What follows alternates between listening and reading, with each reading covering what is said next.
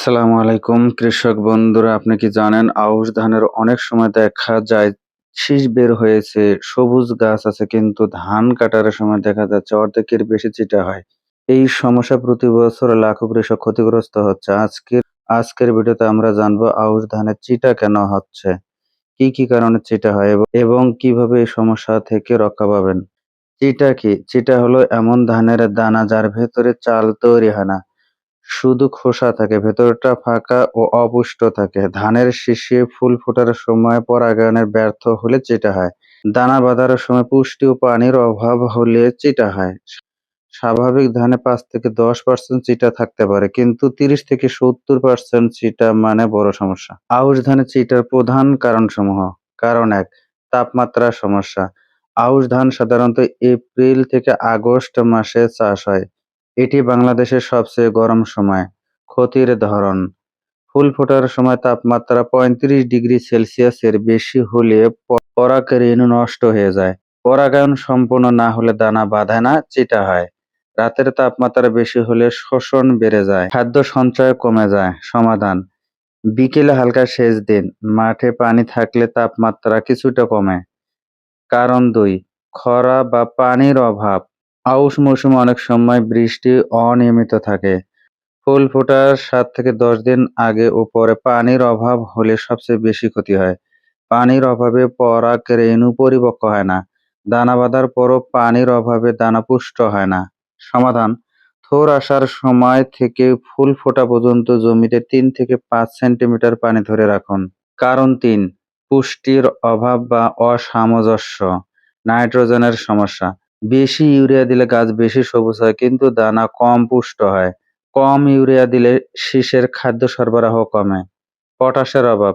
Potash কম হলে দানায় শর্করা জমা হয় না, চিটা বাড়ে। জিংকের অভাব।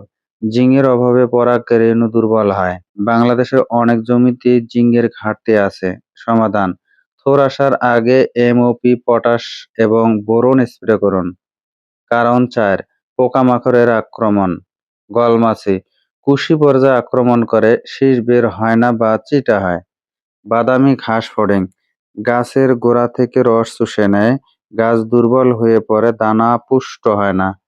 স্টিং বাগ বা চুঙ্গি পোকা। দুধ অবস্থায় দানা থেকে রস চুষে নেয়, চিটা হয় ধানের।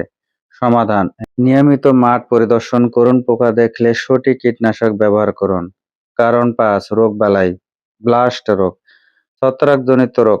শীষের গোড়া কালো হয়ে যায়, শীষ ভেঙে পড়ে বা দানা পুষ্ট হয় না, চিটা। শীষ ভেঙে পড়ে বা দানা পুষ্ট হয় না, চিটা হয়।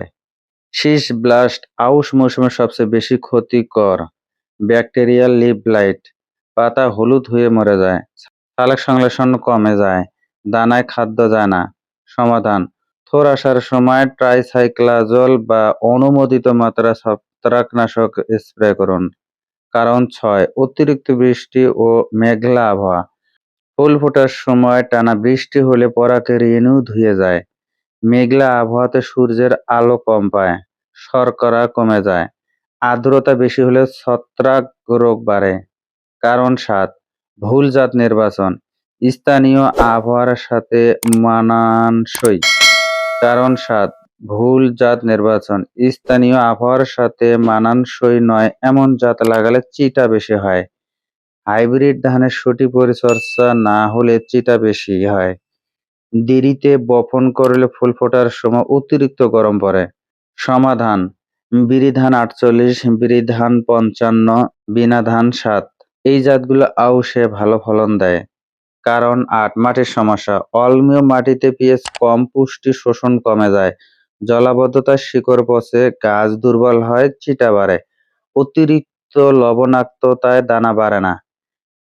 চিটা কমানোর সমন্বিত পরামর্শ: বীজ বপনের আগে সঠিক জাত বাছুন, মাটি পরীক্ষা করুন, কুশি পর্যায়ে সুষম সার দিন, পোকা দেখুন। থোর আসার সময় পটাশ প্লাস বোরন দিন, পানি ধরে রাখুন। ফুল ফোটার সময় সেচ দিন, কীটনাশক এড়িয়ে চলুন। দানা বাঁধার পর পানি ধরে রাখুন, ব্লাস্ট দেখুন হয়েছে কিনা। কৃষক বন্ধুরা, আউশ ধানের চিটার সমস্যা পুরোপুরি না হলেও অনেকটাই কমানো সম্ভব। যদি সঠিক সময় সঠিক ব্যবস্থা নেওয়া যায় তাহলে চিটা অনেকাংশে কমানো সম্ভব। সঠিক যদি সঠিক সময়ে সঠিক ব্যবস্থা নেওয়া যায় তাহলে অনেকাংশে চিটা কমানো সম্ভব হয়ে যায়। ভিডিওটি দেখে যদি বিন্দু পরিমাণ উপকারে আসে, ভিডিওটি অন্যদের মাঝে শেয়ার করে দিবেন। ধন্যবাদ।